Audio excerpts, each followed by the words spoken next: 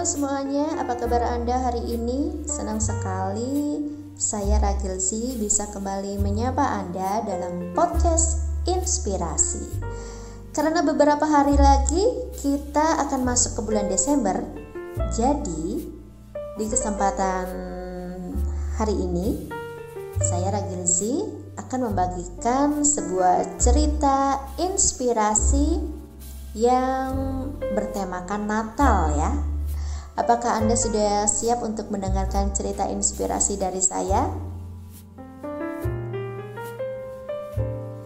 Oke, saya akan mulai membagikannya untuk Anda. Apapun aktivitas Anda, buat Anda yang saat ini mungkin ada di antara Anda yang sedang menghias pohon Natal, atau ada juga di antara Anda yang saat ini tidak bisa tidur. Atau ada juga di antara Anda yang saat ini sedang sibuk membuat kue Natal. Saya Ragilzi siap menemani Anda ya.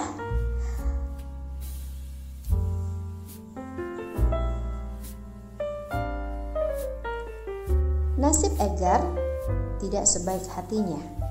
Dengan pendidikannya yang rendah, pria berumur sekitar 30 tahun itu hanyalah seorang pekerja bangunan yang sangat miskin. Dan bagi seseorang yang hanya berjuang hidup untuk melewati hari demi hari, Natal tidak banyak berbeda dengan hari-hari lainnya. Karenanya apa yang terjadi pada suatu malam di hari Natal itu tidak begitu banyak dia ingat. Malam itu, di seluruh negeri sedang berlangsung kemeriahan suasana Natal. Setiap orang sibuk mempersiapkan diri untuk menghadapi makan malam yang berlimpah. Tapi, di kantong Edgar hanya terdapat $10. Dan itu adalah jumlah yang pas-pasan untuk makan malamnya dan untuk tiket bus untuk pulang ke rumah.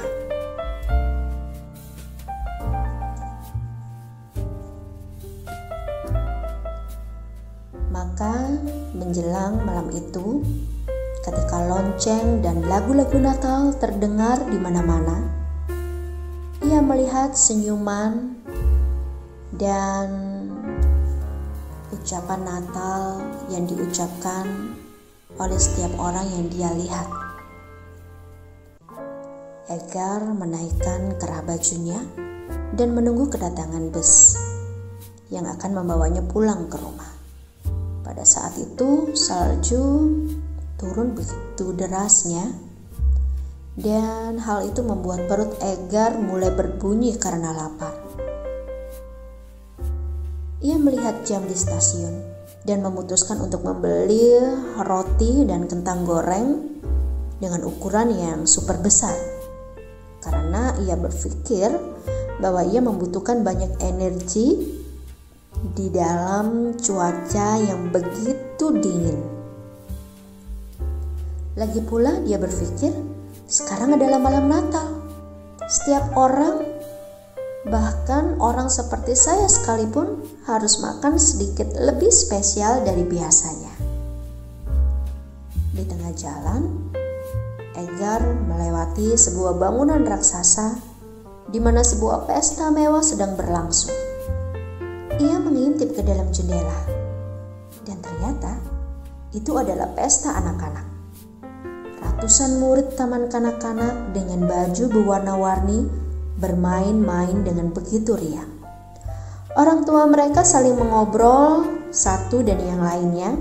Mereka terlihat begitu riang. Kemudian dia melihat sebuah pohon terang raksasa yang terletak di tengah-tengah ruangan.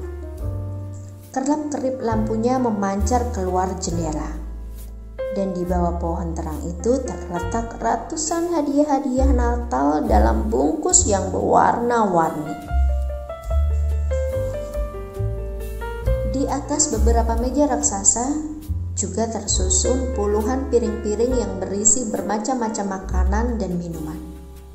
Hal itu semakin membuat perut Edgar berbunyi semakin keras.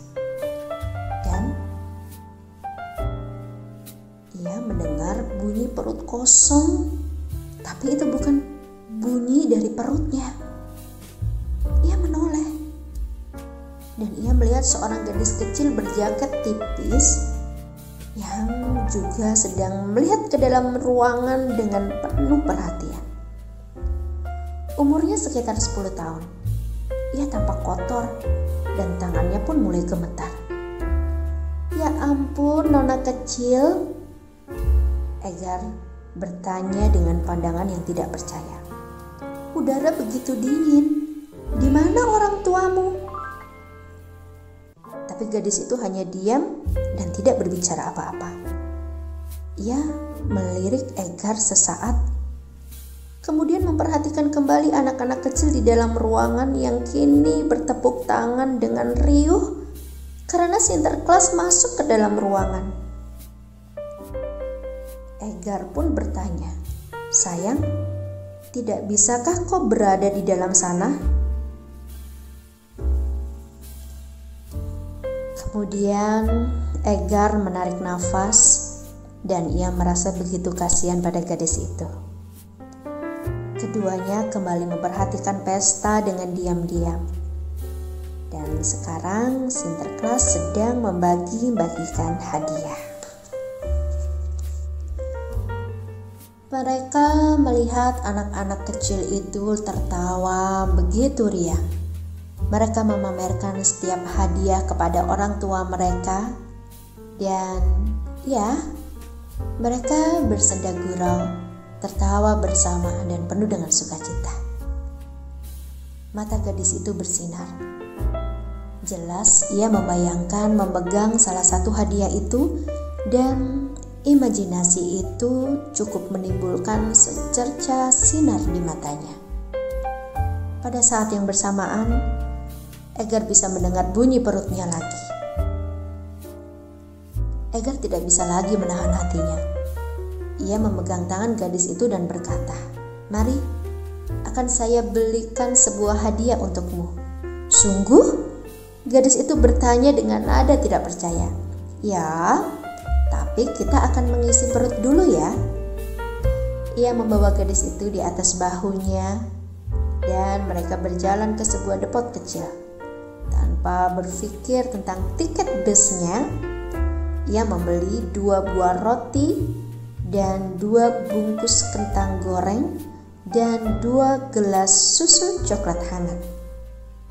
Sambil makan, ia mencari tahu tentang gadis itu. Namanya adalah Alice, dan ia baru kembali dari sebuah toko minuman di mana ibunya bekerja paruh waktu sebagai kasir.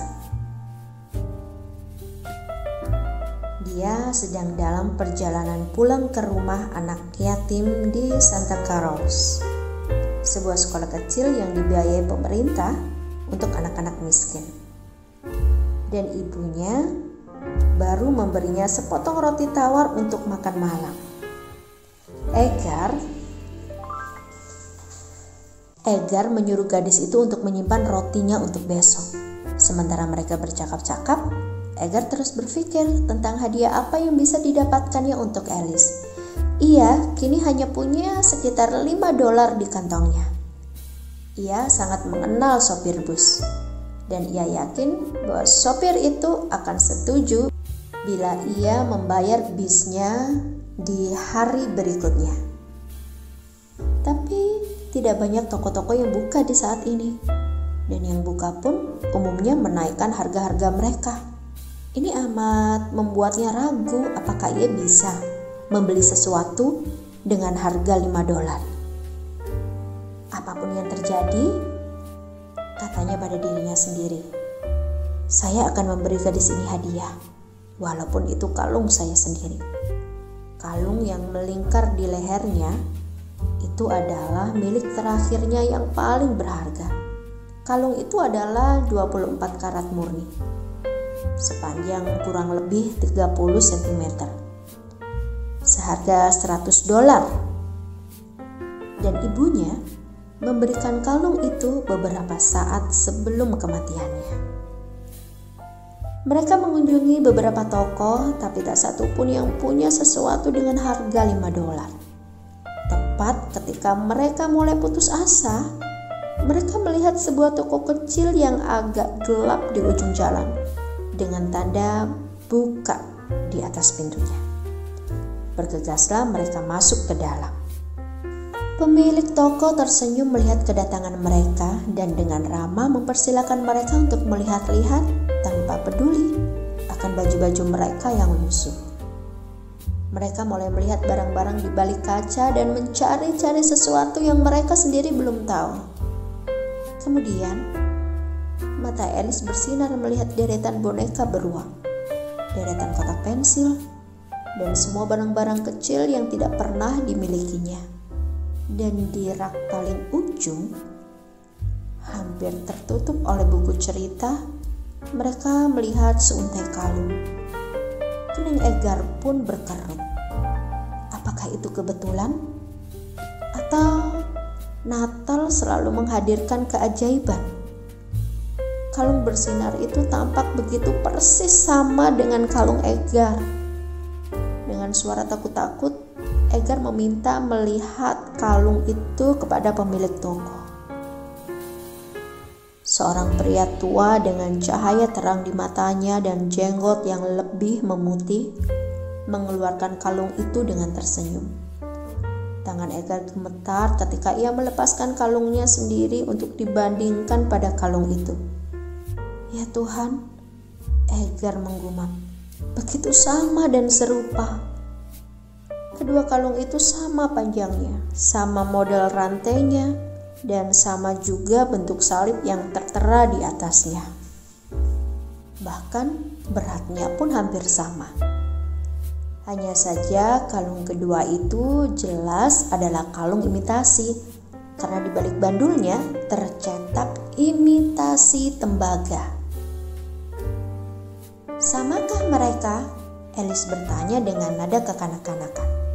Baginya kalung itu begitu indah, sehingga ia tidak berani menyentuhnya. Sesungguhnya itu akan menjadi hadiah Natal yang paling sempurna kalau saja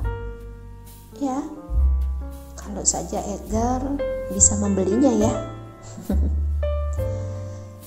Kemudian Edgar bertanya pada pemilik toko itu, "Berapa harganya, Pak?" $10, kata pemilik toko. Hilanglah sudah harapan mereka. Perlahan ia mengembalikan kalung itu. "Berapa yang Anda punya, Pak?" Edgar menggelengkan kepalanya. Bahkan tidak sampai $5. Senyum pemilik toko semakin mengembang. "Kalung itu milik kalian dengan harga $4. Baik Edgar maupun Alice memandang orang tua itu dengan pandangan tidak percaya. "Bukankah sekarang hari Natal?" Orang tua itu tersenyum lagi. "Bahkan bila kalian berkenan, saya bisa mencetak pesan apapun di balik bandul itu. Banyak pembeli saya yang ingin begitu. Tentu saja untuk kalian juga gratis." Benar-benar semangat Natal, pikir Edgar dalam hati. Selama 5 menit, orang tua itu mencetak sebuah pesan di balik bandul itu.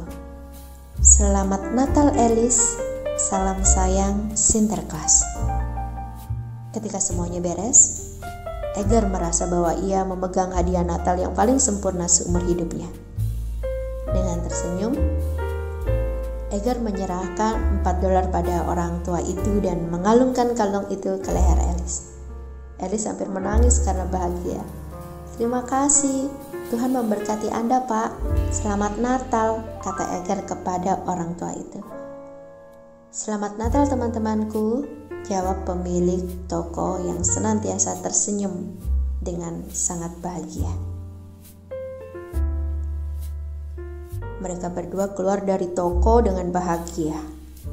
Salju turun lebih deras, tapi mereka merasakan kehangatan di dalam tubuh. Bintang-bintang mulai muncul di langit dan mereka bersinar dengan cukup terang sehingga pada akhirnya membuat salju di jalan raya berwarna kebiru-biruan. Edgar kembali menggendong gadis itu di atas bahunya dan meloncat dari satu langkah ke langkah yang lain.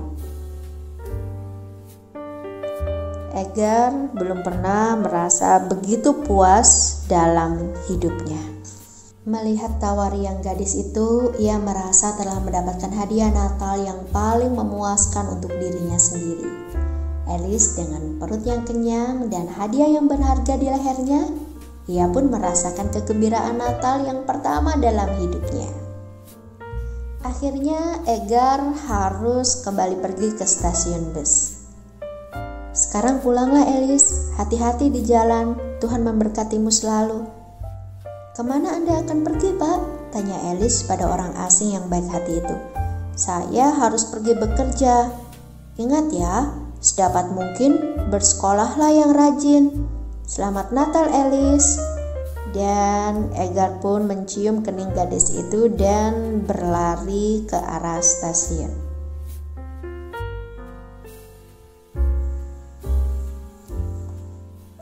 Tapi sayangnya Alice lupa menanyakan siapa nama teman barunya itu.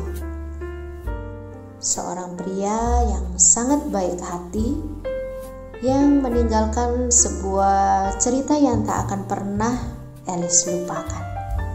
Kemudian sampailah Edgar ke dalam stasiun bus. Tentu saja pengemudi bus cukup mengenal Edgar.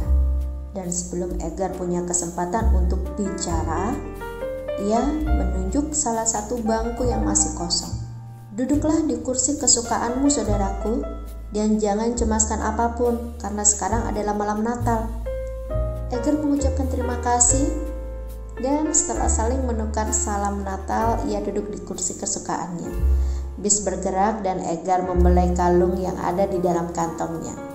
Ia tidak pernah mengenakan kalung itu di lehernya, tapi ia punya kebiasaan untuk mengelus kalung itu setiap saat. Dan kini, ia merasa sebuah perbedaan dalam rabaannya. Keningnya berkerut ketika ia mengeluarkan kalung itu dari kantongnya dan membaca sebuah kalimat yang baru diukir di balik bandulnya. Selamat Natal Alice, salam sayang Sinterklas. Saat itu ia baru sadar bahwa ia telah keliru memberikan hadiah untuk Alice. Selama 12 tahun berikutnya, hidup memperlakukan Edgar dengan sangat keras. Dalam usahanya mencari pekerjaan yang lebih baik, ia harus terus-menerus berpindah dari satu kota ke kota lainnya. Akhirnya ia bekerja sebagai pekerja bangunan di Marengo, sekitar 1000 km dari kampung halamannya. Dan ia masih belum bisa menemukan pekerjaan yang cukup baik untuk makanan yang lebih baik lagi dari sebelumnya.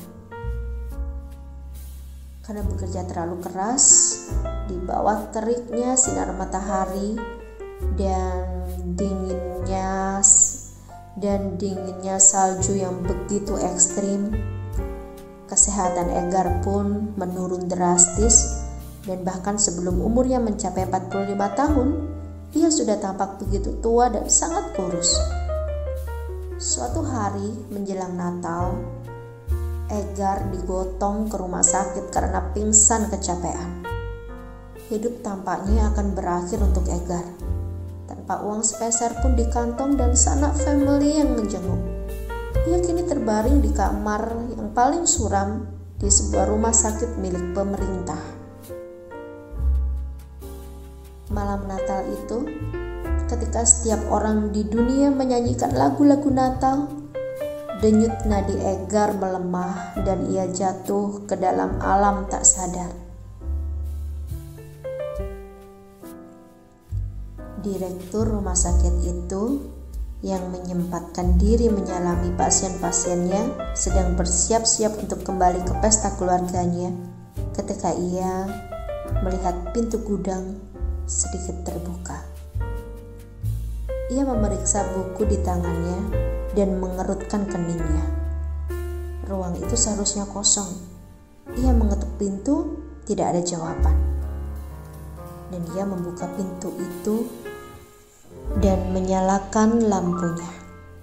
Hal pertama yang dilihatnya adalah seorang pria tua kurus yang tergeletak di atas ranjang, di sebelah sapu-sapu dan kain lap. Tapi perhatiannya tersedot pada sesuatu yang bersinar suram di dadanya, yang memantulkan sinar lampu yang menerobos masuk lewat pintu yang terbuka itu. Dia mendekat dan mulai melihat benda yang bersinar itu, yaitu bandul kalung yang sudah kehitam-hitaman karena kualitas logam yang tidak baik. Tapi sesuatu pada kalung itu membuat hatinya berdebar. Dengan hati-hati ia memeriksa bandul itu dan membaca kalimat yang tercetak di baliknya. "Selamat Natal Alice, salam sayang Sinterklas."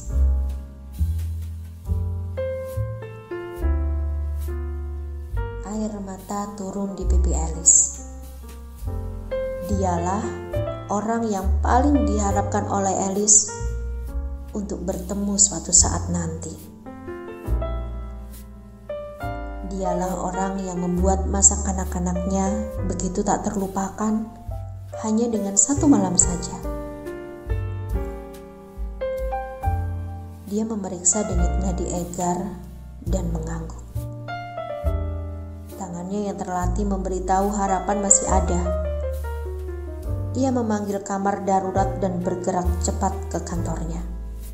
Malam Natal yang sunyi itu tiba-tiba berubah menjadi malam Natal yang penuh dengan kesibukan, dan mendadak